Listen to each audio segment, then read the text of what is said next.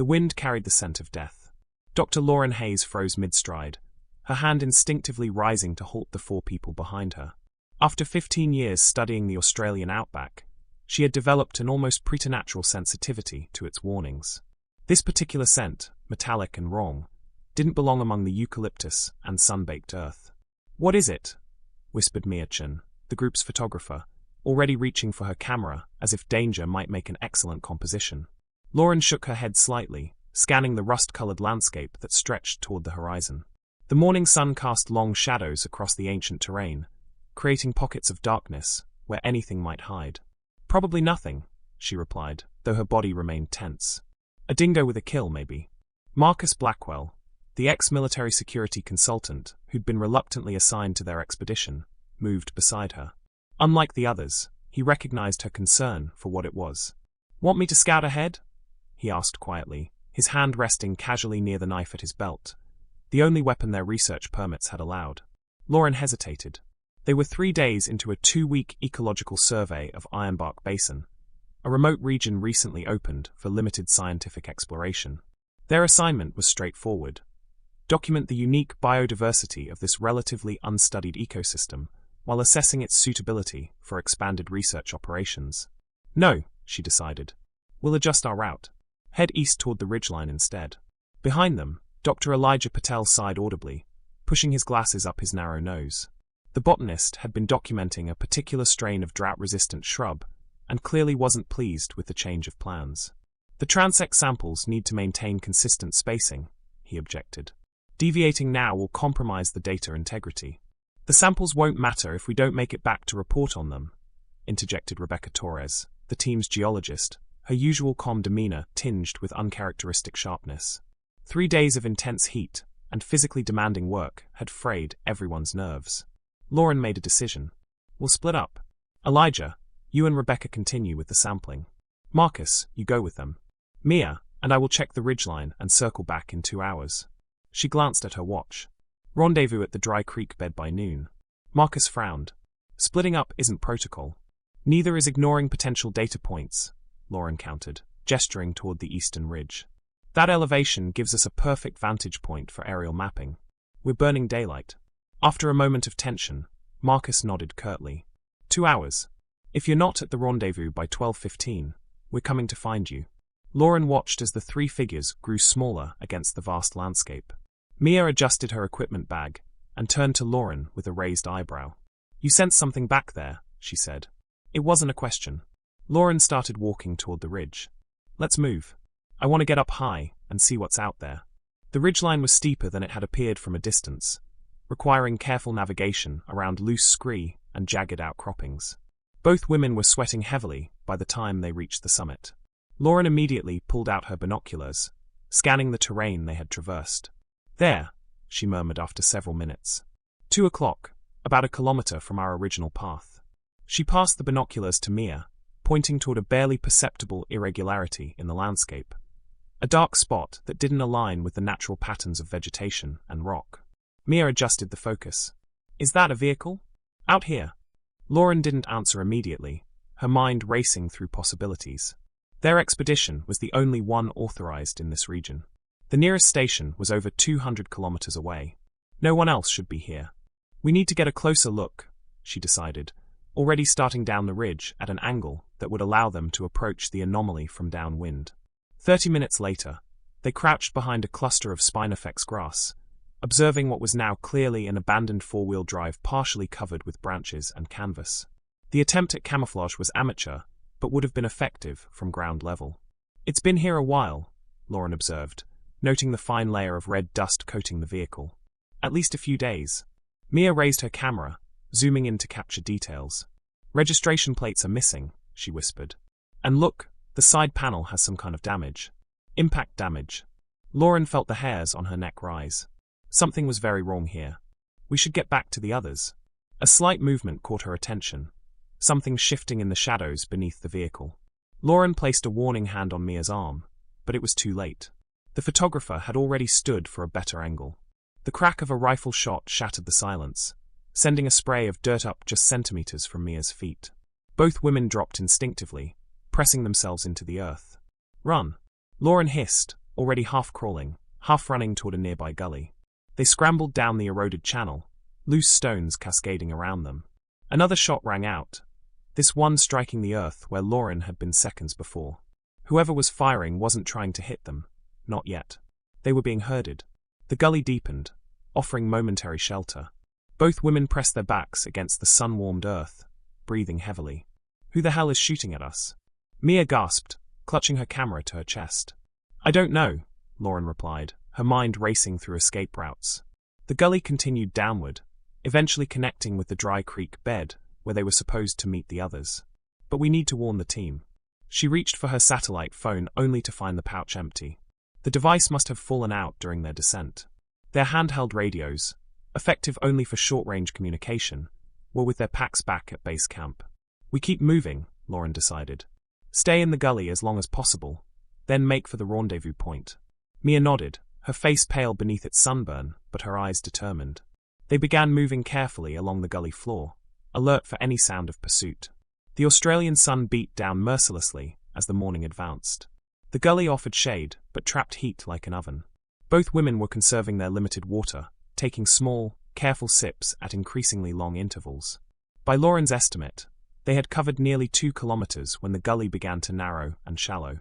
Soon it would offer no protection at all. They paused in the last section of reasonable cover, assessing their options. "The creek bed should be about half a kilometer southeast," Lauren whispered, orienting herself by the sun's position. "If we make a run for it." The distinctive sound of loose stones sliding down the gully wall interrupted her. Someone was approaching from above. They pressed themselves against the earth wall, scarcely breathing. A figure appeared at the edge of the gully, tall and lean, dressed in dust-colored clothing that blended with the landscape. The broad-brimmed hat shadowed his features, but Lauren could feel the intensity of his gaze as he scanned the gully floor. In his hands was a rifle, held with the casual confidence of long familiarity. For an excruciating moment, he remained motionless, like a predator scenting the air. Then, apparently satisfied, he continued along the gully's edge, moving away from them. "He's heading toward the rendezvous point," Mia breathed, her voice barely audible. Lauren nodded grimly. They needed to reach the others before he did. As soon as the figure disappeared from view, they abandoned the gully, moving across open ground in a low crouch. The terrain offered minimal cover, occasional clusters of spinifex grass and stunted mulga trees that provided more psychological comfort than actual concealment. They were halfway to the creek bed when Lauren spotted dust rising in the distance. A vehicle approaching from the north, moving fast across the uneven terrain. "Down!" she ordered, pulling Mia behind one of the larger mulga trees. The vehicle, a rugged all-terrain buggy, crested a rise and stopped about 300 meters from their position. Two figures emerged, one gesturing toward the distant ridgeline they had climbed earlier. After a brief conference, they separated, one returning to the buggy, the other setting off on foot in the direction of the creek bed. "They're coordinating," Lauren realized, cutting off escape routes. Mia's hand trembled slightly as she unscrewed her water bottle for a quick sip. "What do they want?" "We don't have anything valuable." Lauren didn't answer immediately. Her mind was racing through possibilities, none of them good. This was clearly an organized operation, not opportunistic. The hidden vehicle, the precise movements, the methodical search pattern. Whoever these people were, they knew exactly what they were doing. "We need to circle back toward base camp," she decided. "Get our emergency beacon and satellite phone backup." "That's 15 kilometers. Mia protested. "We'll never make it in this heat without water." "We don't have a choice," Lauren replied grimly. "These people are between us and the rendezvous point. Our only hope is to reach the camp and call for emergency extraction." A distant shout snapped their attention back to the buggy. The remaining figure was pointing in their direction. Their concealment had failed. "Run!" Lauren commanded, just as the buggy's engine roared to life. They sprinted across the open ground, abandoning stealth for speed. Lauren led them toward a section of broken terrain, a maze of eroded gullies and rocky outcroppings that might slow the pursuing vehicle. Behind them, the buggy accelerated, closing the distance rapidly. Lauren risked a glance over her shoulder and saw the driver standing on the pedal, a savage grin visible even at this distance. They reached the broken ground with seconds to spare, skidding down into a narrow ravine as the buggy braked hard above them. Lauren pulled Mia deeper into the labyrinth of stone, using her knowledge of erosion patterns to navigate the natural maze. The sound of the buggy circling overhead followed them, the driver searching for a way down. Then came another sound, a different engine, heavier and more powerful. There must be more of them, Mia gasped, her breaths coming in painful hitches. Lauren didn't respond, focusing on placing one foot in front of the other. The heat was becoming unbearable, the sun now directly overhead, baking the stone around them. Without adequate water, they would succumb to dehydration long before reaching base camp. The ravine eventually opened into a broader wash. Lauren paused, gauging directions. According to her mental map, they had been moving roughly east, away from both the rendezvous point and their base camp. "We need to head northwest," she said, pointing toward a gap between two weathered mesa formations. "There's a seasonal waterhole in that direction. If we're lucky, it might still have some moisture we can filter." Mia nodded weakly, her face alarmingly flushed. Lauren recognized the early signs of heat exhaustion and knew they needed to find shade soon. They had just started across the wash when an engine sound made them freeze. Not the high-pitched whine of the buggy, but the deeper rumble they had heard earlier. Moments later, a modified Land Rover crawled into view, moving slowly along the upper edge of the wash. Lauren pulled Mia down behind a boulder, praying they hadn't been spotted. The Land Rover stopped, its engine idling. The driver's door opened, and a man stepped out, different from the one they had seen earlier. This one was older, with a weathered face and silver hair cropped close to his skull. He scanned the wash methodically, then raised a handheld radio to his mouth. The words were indistinct at this distance, but the rhythmic pattern suggested coordinates being relayed. Lauren's stomach tightened. They were being hunted with military precision. The man returned to his vehicle, but didn't drive away. Instead, he retrieved something from the passenger seat and began walking down into the wash, directly toward their position. "He knows we're here," Mia whispered, her voice cracking with fear. Lauren assessed their options rapidly. The boulder provided their only cover in an otherwise exposed position. Running would make them targets, but staying meant certain discovery. "When I say go, run for that narrow gap," she instructed, pointing to a crevice in the wash wall about 20 meters to their left. "I'll create a distraction." "What?" "No." Mia gripped her arm. "We stick together." "Trust me," Lauren insisted, already gathering several fist-sized rocks. "This is your best chance." The man was less than 50 meters away now, moving with the confidence of a predator who knows his prey is cornered. Lauren could see he carried a rifle slung casually across his chest, and what appeared to be a tranquilizer gun in his right hand. "Ready," she whispered to Mia. 3, 2, 1. Go! As Mia darted toward the crevice, Lauren stood and hurled the first rock with all her strength. It struck the ground near the man, who instinctively raised his weapon. Lauren immediately threw another, then another, forcing him to shield his face. She heard Mia reach the crevice, the scrabble of shoes on loose stone. The man recovered quickly, swinging his rifle toward Lauren with practiced efficiency. "Don't move," he commanded, his voice surprisingly gentle despite the circumstances. "I'm not here to hurt you." Lauren froze, hands raised slightly. "Then why the rifle?" The man gestured vaguely at the landscape. "Predators out here. Not all of them have 4 legs." He studied her for a moment. "You're the scientist. The one studying the basin." It wasn't a question. Lauren's mind raced. How did he know that? "My colleagues will be looking for me," she said, trying to project confidence she didn't feel. The man smiled slightly. "Your colleagues have problems of their own right now." He gestured with the tranquilizer gun. "Now, we can do this the easy way or the hard way. Either way, you're coming with me." "Why?" Lauren demanded, stalling for time, hoping Mia had found a way out of the crevice. "What do you want with us?" "Not my job to answer questions," the man replied. "Just to bring you in." He stepped closer. "The heat out here will kill you before sundown. I'm offering water, shade, and survival. It's a better deal than you deserve." The last sentence carried an unexpected weight of emotion, resentment, perhaps even hatred. Lauren realized this was personal for him, though she couldn't imagine why. A small sound from the direction of the crevice drew the man's attention. His eyes narrowed, and he took a step toward it. Lauren acted instinctively, lunging forward and driving her shoulder into his midsection. The unexpected attack caught him off balance. They fell together, rolling in the dust. Lauren felt the tranquilizer gun discharge, the dart whizzing harmlessly overhead. The man recovered quickly, using his superior weight to pin her down. His weathered face loomed over hers, eyes cold with controlled rage. "That was stupid," he said quietly. A shadow fell across them, accompanied by the distinctive sound of a heavy object connecting with bone. The man's eyes rolled back, and he collapsed sideways. Mia stood trembling, a large rock in her hands. Is he? Just unconscious, Lauren confirmed, quickly checking for a pulse as she extracted herself. But he won't stay that way for long. We need to move. They collected the man's canteen and the rifle, though the tranquilizer gun had been crushed in the struggle. Lauren hesitated, then took his radio as well. The Land Rover? Mia suggested, gesturing toward the vehicle still idling at the edge of the wash. Lauren shook her head. Too obvious. They'd track us immediately. She pointed to a narrow game trail leading up the wash wall. We go on foot, stick to the high ground where we can see them coming. As they climbed, Lauren activated the radio, keeping the volume low. Immediately, a voice crackled through. Got the other three at the camp. Any sign of Hayes and the Chinese girl? A different voice responded. Jackson's tracking them in the eastern sector. Haven't heard confirmation yet. Lauren and Mia exchanged alarmed glances. Their team had been captured. And whoever these people were, they knew their names and movements. They were waiting for us, Lauren realized aloud. This was planned. They continued climbing, the merciless sun beating down on them as they ascended to higher, more exposed terrain. Both were now showing signs of heat stress, dizziness, nausea, and despite the danger, an overwhelming desire to rest.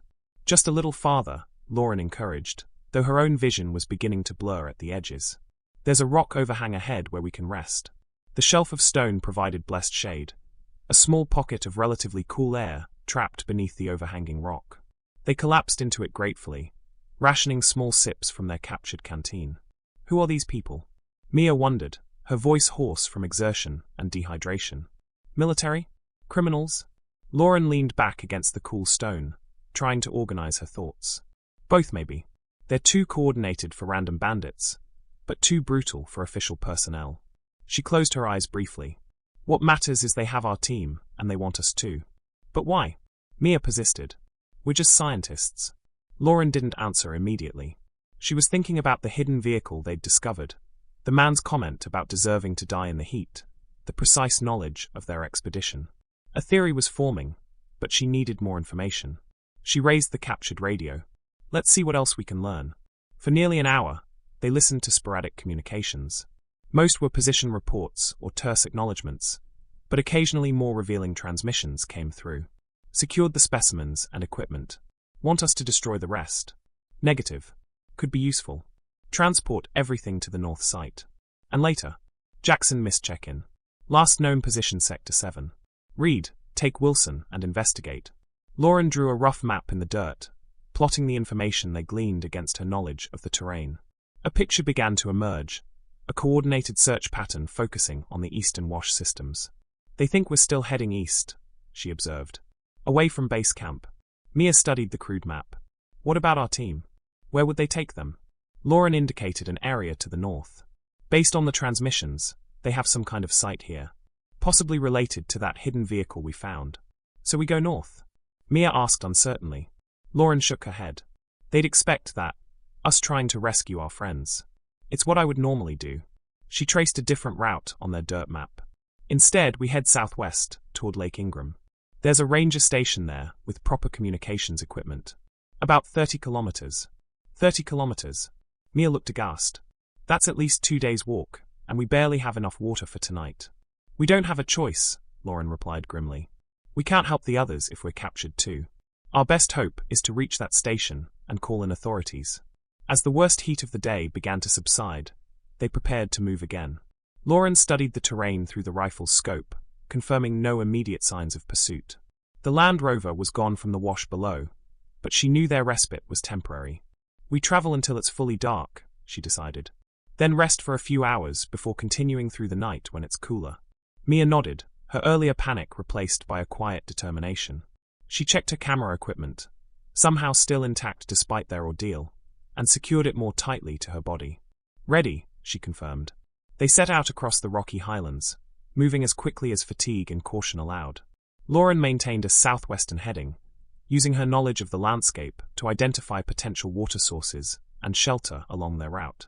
As the sun began to set, casting long shadows across the ancient terrain, Lauren noticed a change in the weather. Dark clouds were building on the western horizon, unusual for this time of year. The The wind had shifted too, carrying a hint of moisture. There might be a storm coming, she told Mia, which could be both good and bad. Rain would be good, right? Mia asked hopefully. If it's gentle, yes. But outback storms can be violent, flash floods, lightning strikes. And it would wipe out our tracks, making it harder for them to follow us. But also harder for rescuers to find us, Mia added, understanding. They continued as twilight deepened into darkness, using the rifle scope to navigate by the last ambient light. The clouds continued to build, occasionally obscuring the emerging stars. The air had developed an electric quality that Lauren recognized as presaging a significant weather event. We need to find shelter, she decided as the first distant rumble of thunder reached them. Flash floods can appear in seconds out here. They diverted toward a nearby ridge with several large rock formations. Such features often contained caves, or at least overhangs deep enough to provide protection from sudden downpours. The first heavy raindrops began to fall as they reached the ridge, quickly intensifying into a torrential downpour. Lightning cracked across the sky, momentarily illuminating the landscape in stark relief. There! Mia shouted over the storm's roar, pointing to a dark opening in the rock face.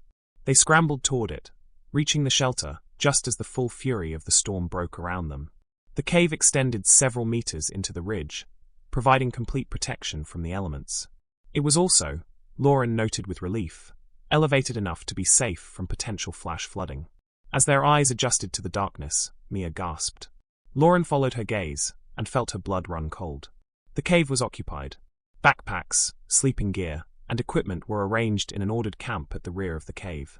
A battery-powered lantern hung from a natural hook in the rock ceiling, currently switched off, but ready for use. Someone's been here recently, Lauren whispered, instinctively reaching for the rifle they had taken. A sound behind them made them both whirl around. Silhouetted in the cave entrance, illuminated by a flash of lightning, stood a man. "You're trespassing," he said quietly, his voice barely audible above the storm's fury. Lauren raised the rifle, but the man made no move toward them. He simply stood there, rain cascading from his tall frame, watching them with unnerving stillness. "Step back," Lauren commanded, her finger resting lightly on the trigger. To her surprise, the man complied, moving aside to allow them further into the cave while maintaining his position at the entrance. Water pooled around his boots, but he seemed oblivious to his drenched condition. "That's Jackson's rifle," he observed conversationally. "I assume he won't be joining us?" "He's alive," Lauren replied cautiously. "Who are you?" The man studied them for a long moment before answering. "My name is Nathaniel. And you're Dr. Lauren Hayes, leading the Ecological Survey team." His gaze shifted. "And Mia Chun, photographer and documentation specialist." Mia edged closer to Lauren. "How do you know who we are?" A grim smile crossed Nathaniel's face. "Because you're on my land, studying my ecosystem, and preparing to report back to the same people who destroyed my life." He gestured to the cave around them.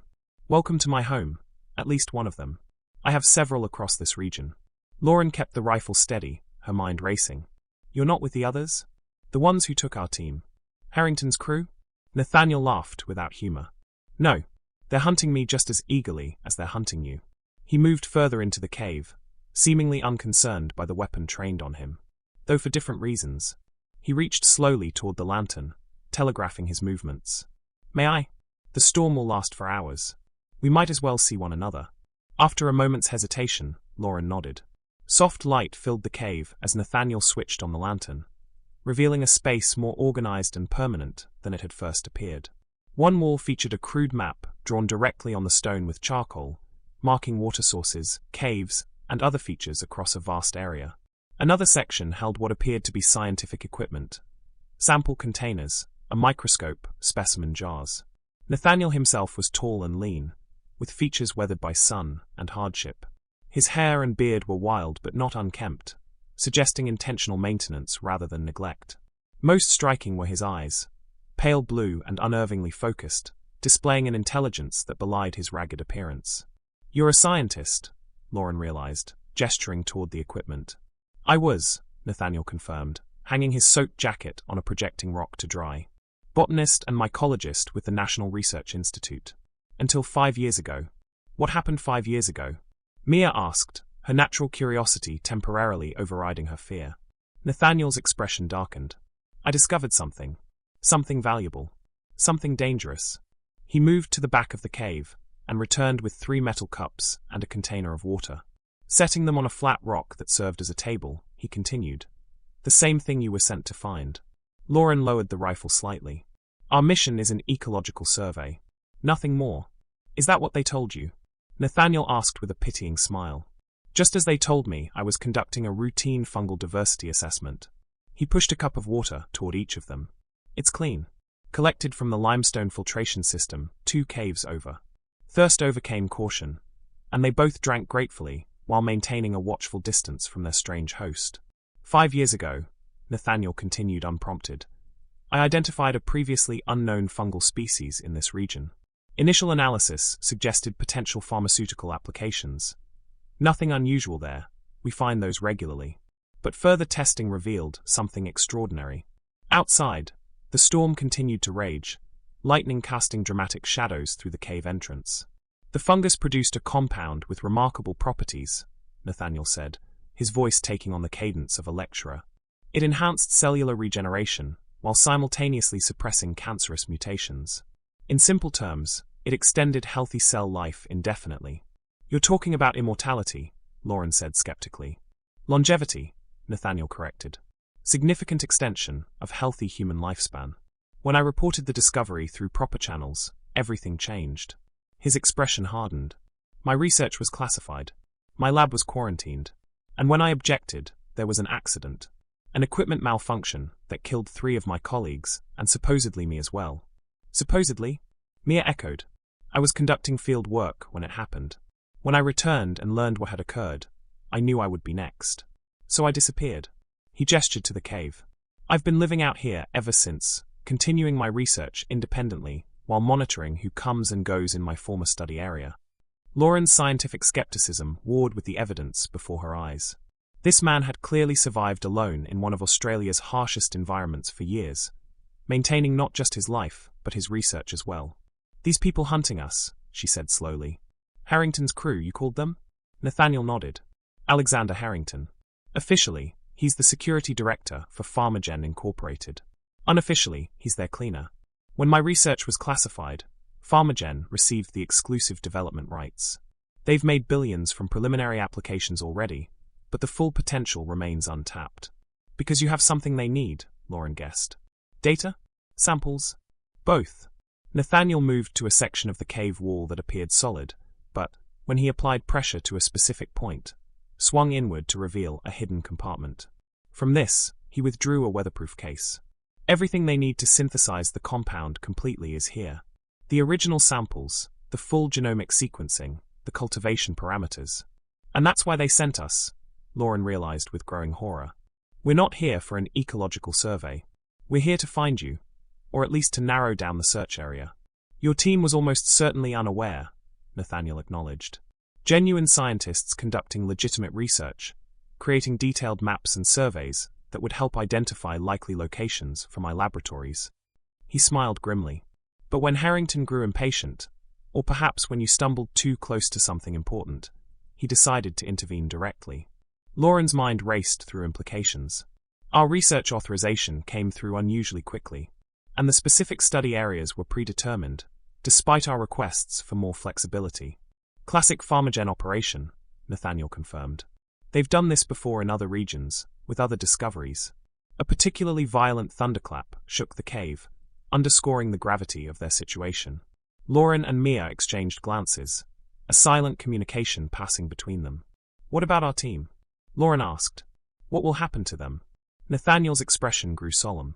"Best case, they'll be detained until whatever Operation Harrington is running concludes, then released with a convincing cover story about your deaths. Worst case." He left the sentence unfinished. "We need to help them," Mia insisted. "You need to survive first," Nathaniel countered.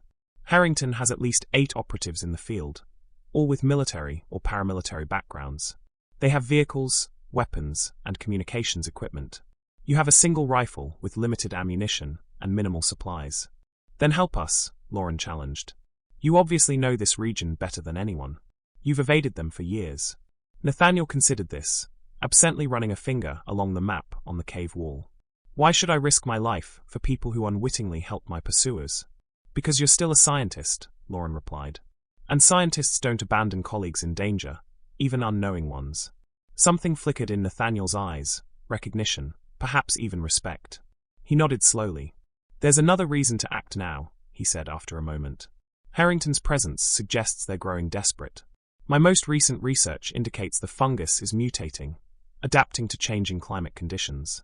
The original compound may soon be impossible to synthesize without new samples and data. Which you have, Mia noted. Which I have, Nathaniel confirmed. And which gives us leverage. He moved to the cave entrance, studying the storm's intensity. The rain works in our favor. It will wash away tracks and disrupt their electronic surveillance. If we move during the storm, we might reach their base undetected. How do you know where their base is? Lauren asked. Nathaniel smiled thinly. Because they're using mine. An abandoned research station about 12 kilometers north of here. One of my early field laboratories that I evacuated years ago.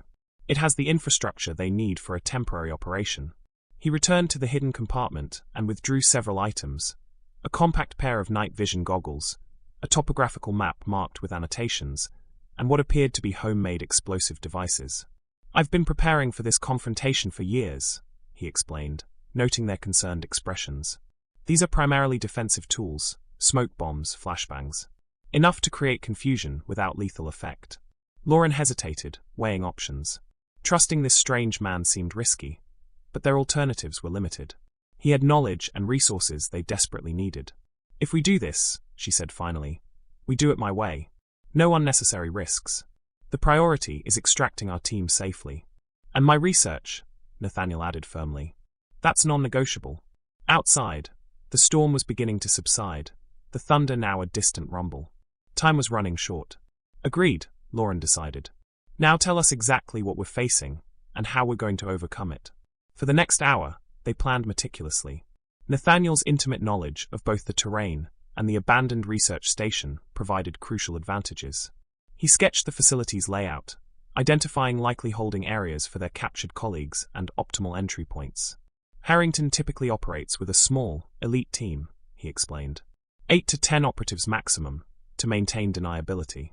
They'll have established a perimeter, but with minimal personnel, there will be gaps in coverage, especially during the confusion following a major storm.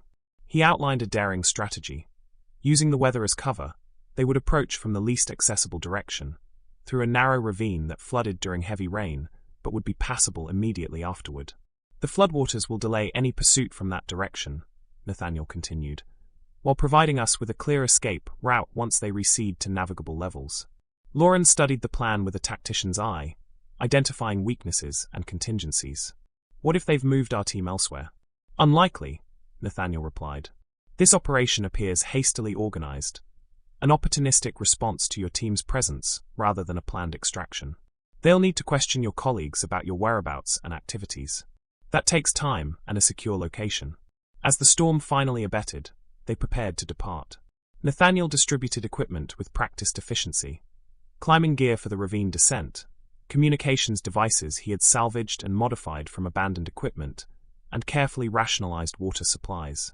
Once we're inside, he instructed, we move as a unit. No separating unless absolutely necessary.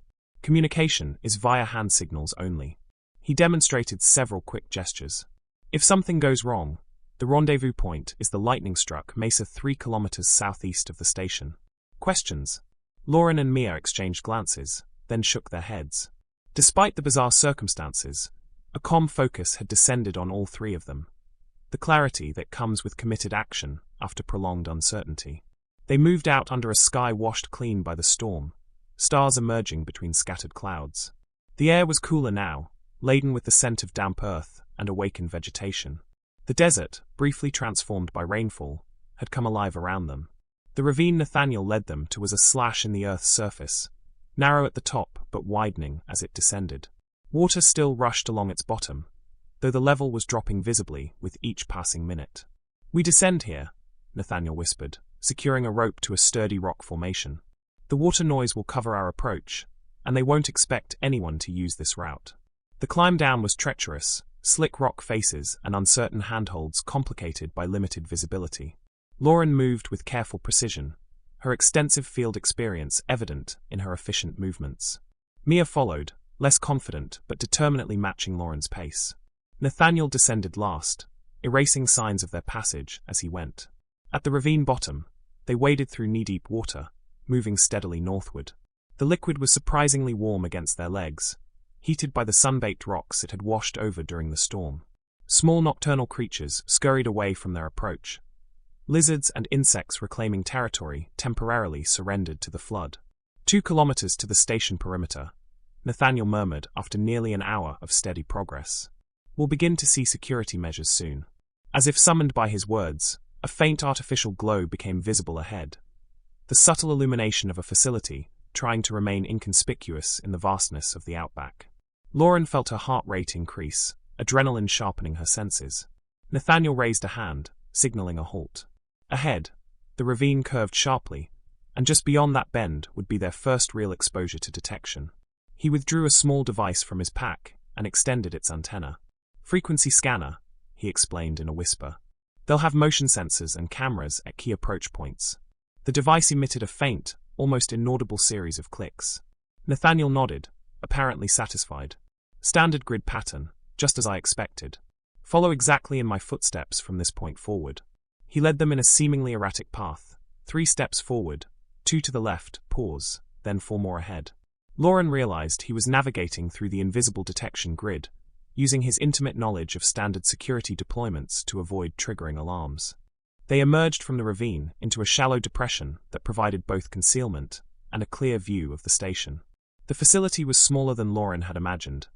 A central building surrounded by several prefabricated modules, the entire complex enclosed by a chain-link fence topped with barbed wire.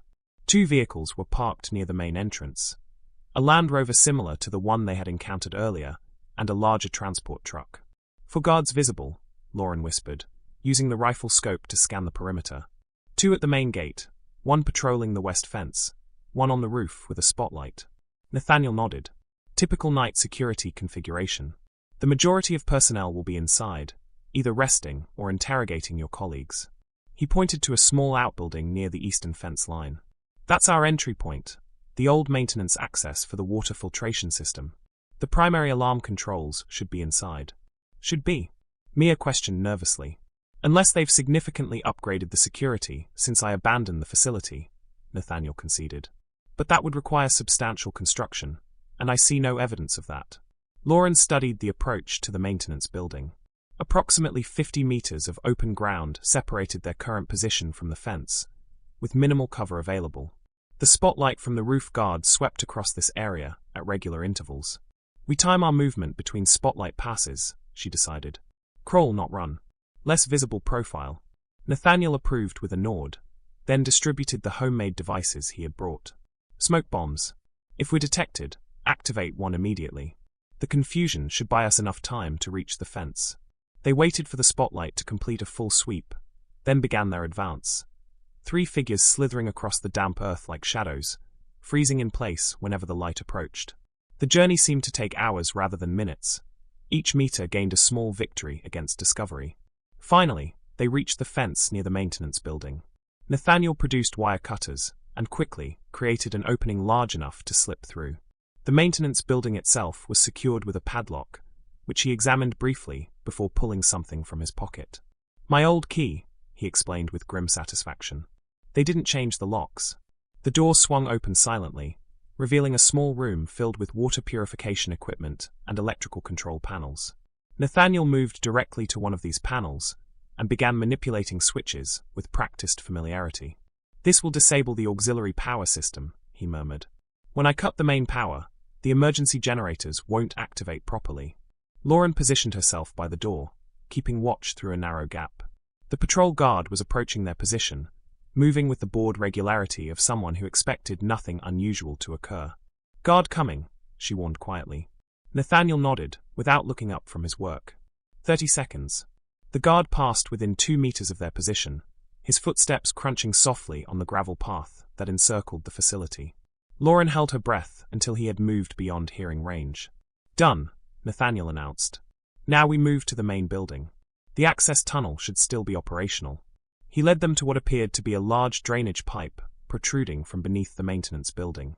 Removing a seemingly solid grate revealed that the pipe was actually an access tunnel, large enough to crawl through comfortably. This connects to the main facility's basement level, Nathaniel explained. I installed it as an emergency evacuation route when I was operating here. The tunnel was dark and confined, smelling of damp earth and metal. They crawled in single file, the beam of Nathaniel's small flashlight providing minimal illumination. After about 20 meters, they reached another grate, this one opening into a storage area filled with equipment cases and supply containers. Nathaniel emerged first, scanning the room before signaling the all-clear. Lauren followed, then helped Mia from the tunnel. The air here was noticeably different, climate-controlled and tinged with antiseptic scents that reminded Lauren of laboratories she had worked in. Where would they be holding our team? She whispered. Nathaniel pointed upward. Second level has containment rooms, originally designed for isolation of potentially contagious samples. Secure, monitored, perfect for holding prisoners. He led them to a maintenance ladder that provided access to the upper level without using the main staircase. As they climbed, Lauren's concern for her team intensified. Were they injured? Had Harrington's people used more severe interrogation methods when they refused to reveal information about Lauren and Mia's whereabouts? The second level was eerily quiet, the standard operational sounds of a research facility notably absent. Nathaniel moved confidently through the corridors, avoiding areas with security cameras he pointed out with subtle gestures. They passed laboratories with equipment still humming, evidence of ongoing research activities. Finally, they reached a section with reinforced doors featuring small observation windows. Nathaniel gestured for them to stop, then moved forward alone to check each room. He returned moments later. Found them, he whispered. 3 people in the second containment room. They appear unharmed but restrained. Lauren felt a surge of relief. Marcus, Elijah, and Rebecca? Nathaniel nodded. The security panel requires an access code. I can try to bypass it, but that will take time and risks triggering alarms. Or we create a bigger distraction, Lauren suggested, a plan forming rapidly. You mentioned cutting main power. If we do that first, it might create enough confusion for us to access the room more directly. The power distribution center is on the ground floor, Nathaniel confirmed. Easily accessible, but likely guarded. Then we need a diversion, Lauren decided. She turned to Mia. Can you create something that would draw security personnel away from the power center? Mia thought for a moment, then nodded. The smoke bombs. If I set one off near the main entrance, they'll have to investigate. Nathaniel looked uncomfortable. Splitting up increases risk. So does delay, Lauren countered. The longer we're here, the greater the chance of discovery. She turned to Mia. Can you do this? Yes, Mia replied with quiet determination. Just tell me exactly where to go and what to do after. They quickly devised a plan. Mia would make her way to the main entrance area, activate a smoke bomb, then retreat to a predetermined hiding spot while security responded. During this distraction, Nathaniel would disable the main power, and Lauren would use the resulting confusion to free their team. If anything goes wrong, Lauren instructed, make your way back to the tunnel entrance. No heroics. Mia nodded, accepting a smoke bomb and memorizing the route Nathaniel outlined for her. With a final determined look at Lauren, she slipped away toward the ground floor. She'll be okay, Lauren murmured, more to herself than to Nathaniel. She's stronger than she appears, he agreed. We should move into position. They separated, Nathaniel heading toward the power distribution center, while Lauren remained near the containment room, watching through the small window as her colleagues tested their restraints, unaware of the rescue effort underway. The minutes stretched painfully, each second an exercise in controlled anxiety. Then, faintly at first but rapidly growing louder, came the sound of an alarm. Shouts echoed through the facility, followed by the pounding of feet as security personnel responded to Mia's diversion. Lauren counted silently, giving Nathaniel the agreed-upon time to reach the power center. At precisely the right moment, the facility plunged into darkness, emergency lighting providing only the dimmest illumination. She moved immediately, using a fire extinguisher from the corridor to break the reinforced window of the containment room door. Reaching through the broken glass, she located the interior emergency release and pulled, hearing the satisfying click as the lock disengaged. Lauren! Rebecca gasped as the door swung open. How? No time, Lauren interrupted, using a utility knife Nathaniel had provided to cut through the zip ties binding her colleagues. We have minutes at most before they restore power. Marcus was instantly alert, his military training evident as he quickly assessed their situation. Weapons. Extraction plan. Limited and yes, Lauren replied, freeing Elijah last. Follow me and stay silent. She led them back toward the maintenance ladder, every sense straining for signs of pursuit. They had just reached it when the emergency lighting flickered, a warning that power restoration was imminent. Down quickly, she urged, helping Elijah, still unsteady from his restraints, onto the ladder. They had all descended to the lower level when the main lights suddenly blazed on, accompanied by a higher-pitched alarm that Lauren recognized as a security breach notification. Their presence had been detected. This way, she directed, leading them toward the storage room and tunnel entrance. Mia and Nathaniel should meet us there. Nathaniel? Elijah questioned as they ran. Who's Nathaniel? Long story, Lauren replied. Focus on running now. They reached the storage room to find Mia already there, breathless but triumphant. It worked. They all ran for the main entrance. Nathaniel? Lauren asked. Mia shook her head. Haven't seen him since we separated. Lauren's stomach tightened with concern. Had he been captured? Or had he used the opportunity to escape with his research, abandoning them after neutralizing the security systems? We can't wait, Marcus decided, already opening the tunnel access. This facility will be locked down any minute. One by one, they entered the tunnel, Lauren going last after a final glance back toward the facility interior. Just as she was about to close the access panel, a figure burst into the storage room. Nathaniel, clutching his research case and sporting a bleeding cut above his eye. Harrington saw me, he gasped. He's right behind me. Lauren pulled him toward the tunnel. Get in. They had barely secured the access panel when the storage room door slammed open. Through a small gap, Lauren could see a man she assumed was Harrington. Tall, precisely groomed despite the hour, radiating cold authority as he directed his security team to search the room. They're here somewhere, he snapped. Find them. The group crawled through the tunnel with desperate speed, emerging into the maintenance building as shouts of discovery echoed behind them. The tunnel had been found. They'll cover all exits, Marcus assessed grimly. We need a vehicle. Nathaniel pointed through the small window toward the parked Land Rover. Keys will be inside. Standard procedure for rapid response capability. Marcus nodded. I'll get it and bring it to the eastern fence line. The rest of you head that way now. Lauren started to object, but Marcus silenced her with a look. This is what I do, Lauren. Trust me. Without waiting for further discussion, he slipped out of the maintenance building and disappeared into the shadows of the facility's perimeter. Nathaniel led the remaining group toward the eastern fence, where they had originally entered. We need to widen the opening for everyone to get through quickly. While he and Mia worked on the fence, Lauren briefed Elijah and Rebecca on their situation, the mistaken nature of their research mission, Harrington's true objectives, and Nathaniel's identity. So our entire project was a front? Rebecca asked, visibly struggling with this revelation. Apparently, Lauren confirmed grimly. We were unwitting scouts for Harrington's operation. And this man, Elijah gestured toward Nathaniel, has been living out here for 5 years, continuing his research in caves. I've continued to make breakthroughs that would have been impossible in a traditional laboratory setting, Nathaniel interjected without looking up from his work on the fence. The ecosystem here contains secrets that conventional science has barely begun to understand. A sudden commotion from the direction of the main gate interrupted further discussion. Spotlights swept across the compound as guards mobilized to secure the perimeter. Then came the roar of an engine as the Land Rover burst from its parking spot, Marcus at the wheel, driving directly toward their position. He's drawing their fire, Nathaniel realized as guards began shooting at the approaching vehicle, creating a diversion. The Land Rover swerved erratically, making itself a difficult target while maintaining its course toward the eastern fence. As it neared their position, Marcus flashed the headlights, a signal to be ready. He's going to ram the fence, Lauren warned. Get back.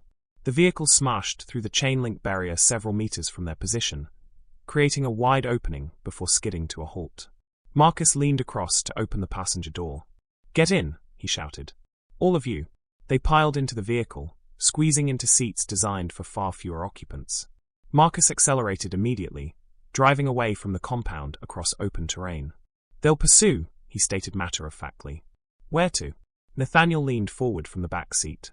Southeast. Toward the lightning-struck mesa. I have supplies cached there, including communications equipment. Marcus nodded and turned the vehicle in the indicated direction, pushing its off-road capabilities to their limits as they bounced across the uneven terrain. Behind them, Alarms continued to sound from the facility, and the beams of spotlights swept the surrounding landscape. How long before they organize a proper pursuit? Lauren asked. Minutes, Marcus replied grimly. And their vehicles will be faster than this one. Then we need to disappear, Nathaniel said. He pointed toward a dark line in the landscape ahead, a deep gully carved by centuries of water erosion. That wash system extends for kilometers, with dozens of tributary channels. I know them all, they don't. Marcus guided the Land Rover into the wash, where the high banks on either side immediately concealed them from distant observation. The vehicle splashed through shallow puddles left by the recent storm, kicking up less dust than dry terrain would have, another small advantage. Left fork ahead, Nathaniel directed, then immediately right into the narrower channel. For nearly an hour, they navigated the labyrinthine wash system, each turn taking them deeper into territory that would be nearly impossible for pursuers to track through. The first pink light of dawn was touching the eastern horizon when they finally emerged near the distinctive Mesa Nathaniel had described. A towering formation split down the middle by what had clearly been a massive lightning strike. We'll approach on foot from here, Nathaniel decided. The vehicle is too easily spotted. They abandoned the Land Rover in a narrow ravine, covering it with brush before making their way toward the mesa on foot. Nathaniel led them to a nearly invisible crevice at its base, which opened into a small but well-equipped cave system. Another of your homes? Lauren asked as he activated solar-powered lights, revealing stockpiled supplies and equipment.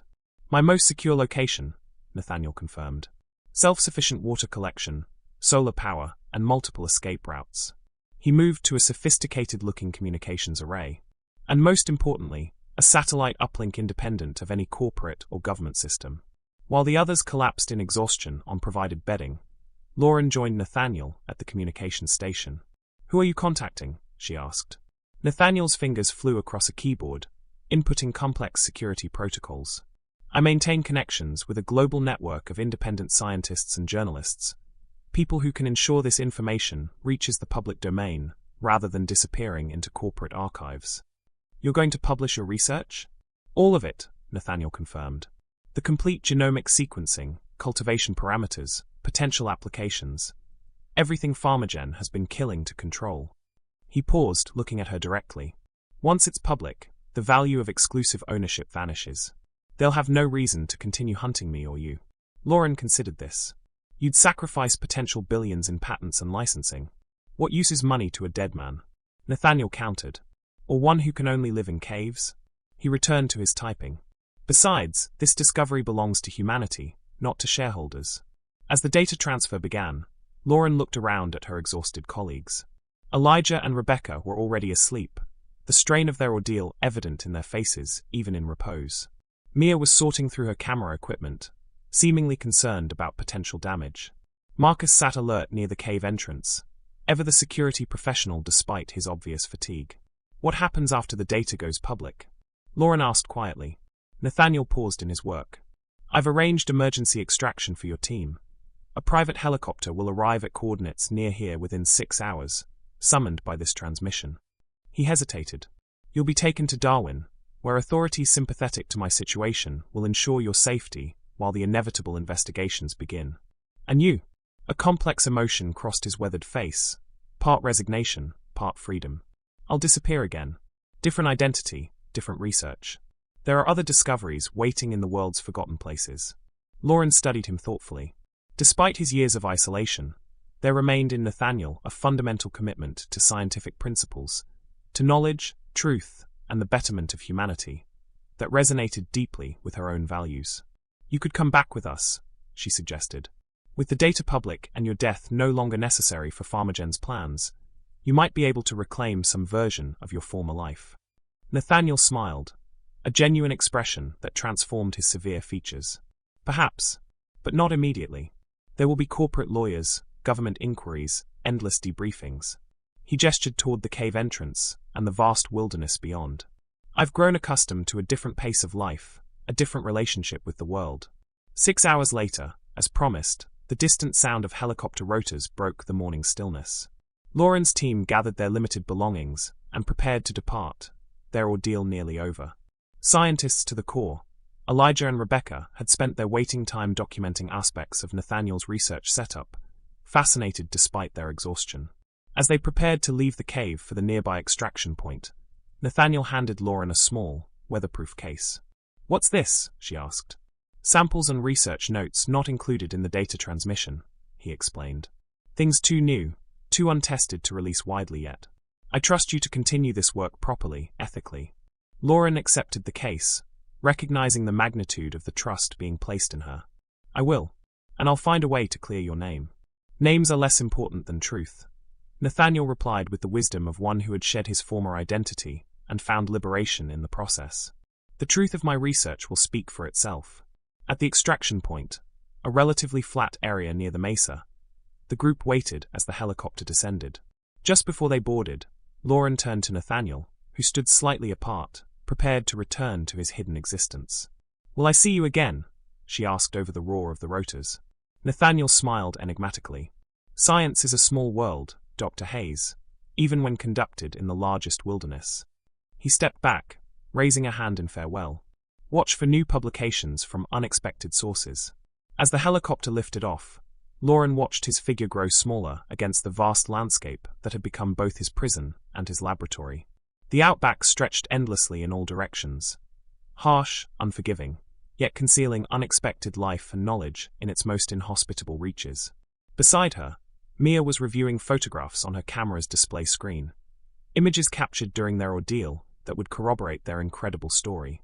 Marcus sat with military straightness, his vigilance undiminished even as rescue became reality.